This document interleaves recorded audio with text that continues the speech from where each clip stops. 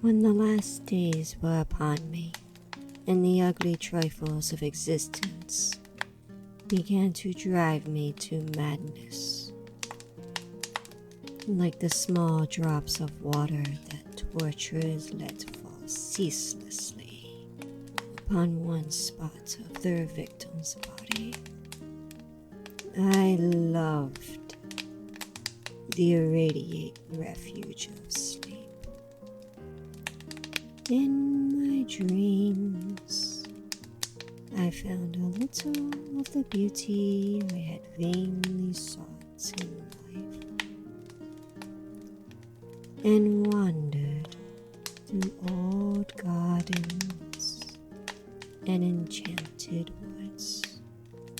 Once when the wind was soft and scented, I heard the south calling and sailed endlessly and languorously under strange stars. Once when the gentle rain fell, I glided in a barge down a sunless stream under the earth till I reached another world of purple twilight, iridescent arbors, and undying roses. And once I walked through a golden valley that led to shadowy groves and ruins, and ended in a mighty wall of green with antique vines, and pierced by a little gate of bronze. Many times I walked through that valley, and longer would I pause in the spectral half-light, where the giant trees squirmed and twisted grotesquely, and the gray ground stretched damply from trunk to trunk, sometimes disclosing the mold-stained stones of buried temples.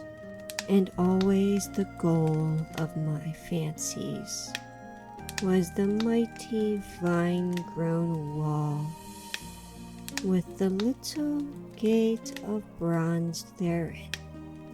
After a while, as the days of walking became less and less bearable from their grayness and sameness, I would often drift in opiate peace through the valley and the shadowy groves, and wonder how I might seize them for my eternal dwelling place, so that I need no more crawl back to a dull world, stripped of interest in new colors.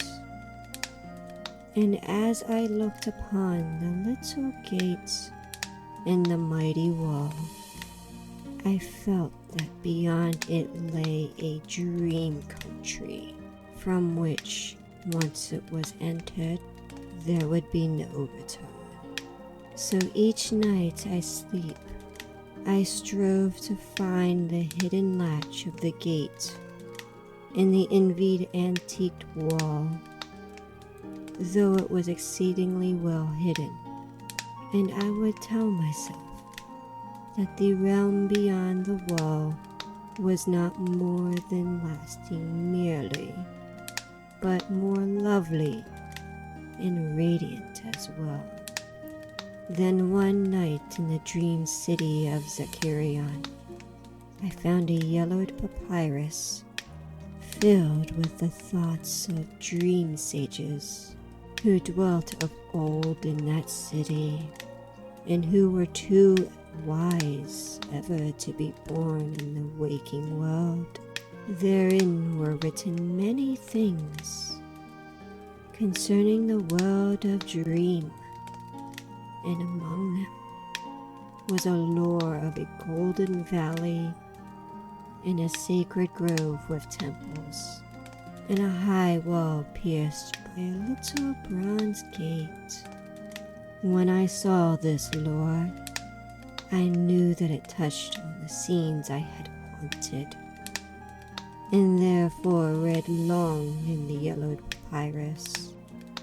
Some of the dream sages wrote gorgeously of wonders beyond the impassable gate, but others told horror and disappointment. I knew not which to believe, yet longed more and more to cross forever into the unknown land, for doubt and secrecy are the lure of lures, and no new horror can be more terrible than the daily torture of the commonplace. So when I learned of the drug which would unlock the gate and drive me through, I resolved to take it when next I awake. Last night I swallowed the drug and floated dreamily into the golden valley in the shadowy groves. And when I came this time upon the antique wall, I saw that the little small gate of bronze was ajar.